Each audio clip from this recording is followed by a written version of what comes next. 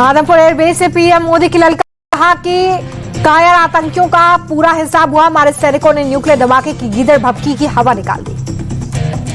PM Modi बोले, आतंकियों को बचने का कोई मौका नहीं देंगे, हमारे सैनिक उनके ठिकानों में घुसकर कायरों का सफाया करेंगे। पीएम मोदी की दो टूक, कहा पाकिस्तान में बहुत अंदर तक हमने मिसाइल अटैक किया, निशाने ने पाकिस्तानियों की नींद उड़ाई। पीएम मोदी ने जवानों के शौर्य की तारीफ की, कहा कि आपके पराक्रम को दुनिया कर रही है सलाम, भारत के हमले से दुश्मन हक्का बक्का है। प्रधानमंत्री ने कहा कि भारत माता की जैसे दुश्मन की रूह कांप उठी, ये सिर्फ एक नारा नहीं, देश के लिए जीवन समर्पित करने का मंत्र है। आतंक के खिलाफ ऑपरेशन सिंदूर जारी रहेगा। पीएम मोदी बोले, हमारी अखंडता पर कोई भी हमला बर्दाश्त नहीं।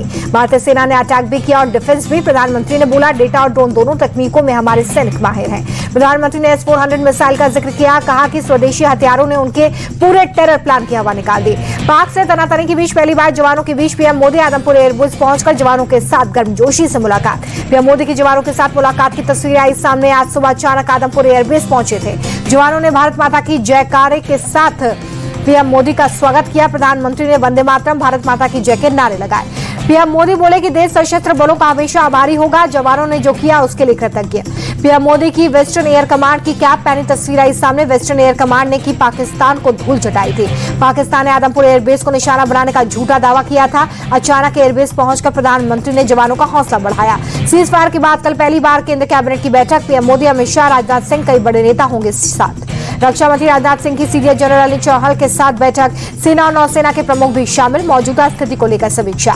जम्मू कश्मीर के शोपियां में आतंकियों से मुठभेड़, सुरक्षा बलों ने 3 आतंकियों को मार गिराया। मुठभेड़ के बाद सुरक्षा बलों ने इलाके की घेराबंदी की, तलाशी अभियान जारी। पाकिस्तान पर प्रहार का एक और सबूत, भोलारी एयरबेस की तबाही की सैटेलाइट तस्वीर आई सामने। स्ट्राइक में पाकिस्तान के कई फाइटर जेट तबाह, पाकिस्तानी एयरफोर्स का इंफ्रास्ट्रक्चर भी तबाह हो गया। पाकिस्तान के जैकोबाबाद एयरबेस की तबाही की तस्वीरें सामने आई। सैटेलाइट इमेज में पाकिस्तान की तबाही सबूत। ATC बिल्डिंग और हैंगर भी तबाह। भारत ने ब्रह्मोस मिसाइल से पाक एयरबेस पर स्ट्राइक की थी। पहलगाम हमले के आतंकियों के पोस्टर जारी। सुरक्षा बलों ने 3 आतंकियों के पोस्टर जारी किए। आतंकियों पर 20 लाख रुपए का इनाम घोषित। शोपियां समेत पूरे दक्षिणी कश्मीर में प्रशासन ने पोस्टर लगाए। कुपवाड़ा पहुंचे सीएम उमर अब्दुल्ला।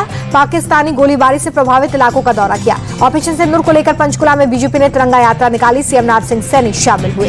तेजस्वी यादव सारण पहुंचे। पाक गोलीबारी में शहीद हुए BSF जवान मोहम्मद इम्तियाज के परिवार से मुलाकात कर ढांढस बंधाया।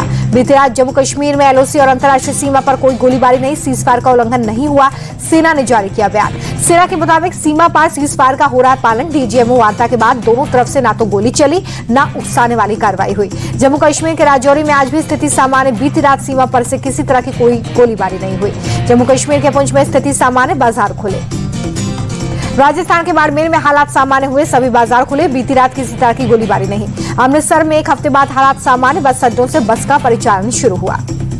विदेश सचिव विक्रम मिस्री 19 मई को विदेश मामलों से जुड़ी संसदीय कमेटी को देंगे जानकारी। पाकिस्तान के साथ मौजूदा स्थिति को लेकर साझा करेंगे जानकारी। भारत पाक के बीच सीज फायर के बाद श्रीनगर में आज से खुले सभी स्कूल जाने को लेकर बच्चों में उत्साह। जम्मू कश्मीर के डोडा किश्तवाड़ में आज से सभी सरकारी और निजी स्कूल खोल दिए गए। रियासी और रामबन में भी स्कूलों में बच्चों का जाना आज से शुरू। सीमा से सटे शहरों में आज भी सरकारी और निजी स्कूल बंद है। कठुआ, पुंछ, राजौरी, उधमपुर और सांबा में स्कूल बंद है। बॉर्डर वाले कुछ शहरों के लिए आज उड़ानें रद्द। एयर इंडिया और इंडिगो ने यात्रियों के लिए एडवाइजरी की जारी।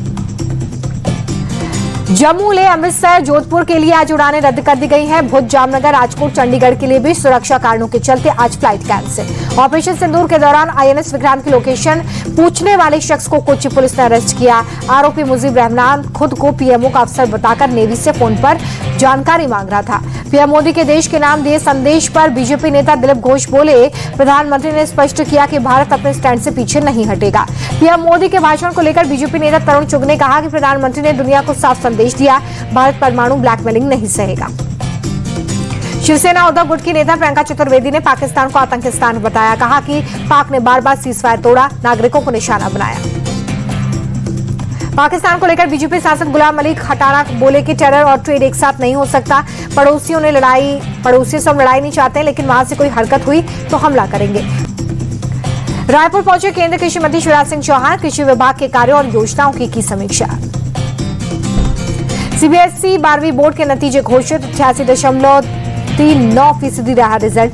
छात्राओं ने फिर बारीबाजी 91.64% छात्राएं हुई पास। सीबीएसई 10th बोर्ड के नतीजे घोषित। 93.66% छात्र परीक्षा में पास। पिछले साल के मुकाबले रिजल्ट में 0.06% की बढ़ोतरी। 10वीं में भी लड़कियों ने बाजी मारी। 95% छात्राएं पास हुई। अमृतसर के वजीरा में जहरीली शराब का कहर, 14 लोगों की मौत, 6 लोग अस्पताल में भर्ती। जहरीली शराब मामले में पुलिस ने 2 एफआईआर दर्ज की, 9 आरोपी अरेस्ट। अमृतसर कमिश्नरेट पुलिस ने चौकी के तस्कर नवप्रीत सिंह से जुड़े ड्रग कार्टेल का भंडाफोड़ किया है। हवाला नेटवर्क को भी ध्वस्त किया। पुलिस ने तस्कर के 3 गुर्गों को गिरफ्तार किया। 84 लाख नकद फ्रीज किए गए बैंक खातों में 22 लाख रुपए बरामद। करीब 1 किलो हेरोइन भी जब्त की गई। दिल्ली के प्राचीन हनुमान मंदिर में उमड़ा भक्तों का जनसैलाब। बड़े मंगल के अवसर पर श्रद्धालुओं ने दर्शन किए। बड़े मंगल के अवसर पर प्रयागराज के लेटे हनुमान मंदिर में श्रद्धालुओं का तांता, पूजा अर्चना कर बजरंगबली का आशीर्वाद दिया गया। तमिलनाडु के कांचीपुरम में ब्रह्मोत्सवम का तीसरा दिन गरुड़ वाहन सेवई जुलूस निकाला गया। हजारों की संख्या में भक्त हुए शामिल। भारत पाकिस्तान के बीच तनाव के बाद सस्पेंड आईपीएल फिर से शुरू। 17 मई से शुरू होंगे मुकाबले। बेंगलुरु, जयपुर, दिल्ली, लखनऊ, मुंबई, अहमदाबाद 6 वेन्यूज पर लीग स्टेज के मैच होंगे। 17 मई को आरसीबी और केकेआर की भिड़ंत। 18 मई को पहला डबल हेडेड मुकाबला। जयपुर में दोपहर में राजस्थान और पंजाब में होगी भिड़ंत। दूसरा डबल हेडेड मुकाबला 25 मई को होगा। दोपहर में गुजरात टाइटंस का सामना चेन्नई से, शाम को हैदराबाद का कोलकाता से होगा मुकाबला। पंजाब और दिल्ली के बीच में 24 मई को जयपुर में दोबारा मैच। पाकिस्तान से हुए हमलों के बीच धर्मशाला में 8 मई को रोकना पड़ा था। आईपीएल में प्लेऑफ की शुरुआत 29 मई से होगी। क्वालिफायर मुकाबला 29 मई को, 30 मई को एलिमिनेटर खेला जाएगा। दूसरा क्वालिफायर मुकाबला 1 जून को खेला जाएगा। 28 मई, 31 मई और 2 जून को कोई मैच नहीं। मुंबई, कोलकाता, राजस्थान, चेन्नई की टीम के 2-2 लीग मैच होंगे। बाकी टीमों के 3-3 लीग मुकाबले अभी होने हैं। आईपीएल की 3 टीमें हैदराबाद, राजस्थान, चेन्नई प्लेऑफ की रेस से हो चुकी है बाहर। 7 टीमें अभी भी प्लेऑफ की रेस में बरकरार। T20 के बाद टेस्ट क्रिकेट फॉर्मेट से विराट कोहली ने लिया संन्यास। वनडे और आईपीएल खेलते रहेंगे। विराट कोहली ने कहा कि मैंने क्रिकेट और अपनी टीम को बेस्ट दिया। मैं हमेशा अपने टेस्ट करियर को मुस्कुराते हुए देखूंगा। विराट की पत्नी अनुष्का शर्मा बोली कि लोग आपके रिकॉर्ड्स की बात करेंगे, लेकिन मैं आपके अदृश्य आंसू और मेहनत को हमेशा याद रखूंगी। बीसीसीआई ने विराट के फैसले को टेस्ट क्रिकेट में एक युग का अंत बताया। कहा कि विराट हमेशा इसी तरीके से खेलते रहें, यह हम कामना करते हैं। टेस्ट से संन्यास लेने के साथ ही अनुष्का के साथ वृंदावन पहुंचे विराट कोहली। विराट ने कल ही टेस्ट क्रिकेट से संन्यास लिया था। भारत की करिश्मा सानल ने दुबई में यूएई एथलीट्स महिला गाला में भाला फेंक का खिताब जीता।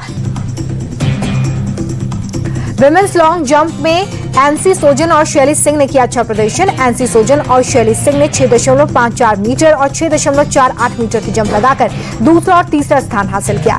भारतीय घुड़सवार अनुष अग्रवाल ने जर्मनी में शानदार प्रदर्शन किया है। नए घोड़े एस्ट्रो के साथ सर्वश्रेष्ठ स्कोर हासिल कर लिया है। भारत के टेनिस खिलाड़ी रोहन बोपन्ना और चेक गणराज्य के एडम पावलासेक की जोड़ी रोम मास्टर्स के दूसरे दौरे में पहुंची।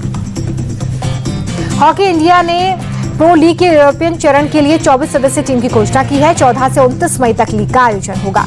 महाराष्ट्र के साईराज परदेसी ने 81 क्रीगा वेट लिफ्टिंग में राष्ट्रीय रिकॉर्ड तोड़कर गोल्ड मेडल अपने नाम किया।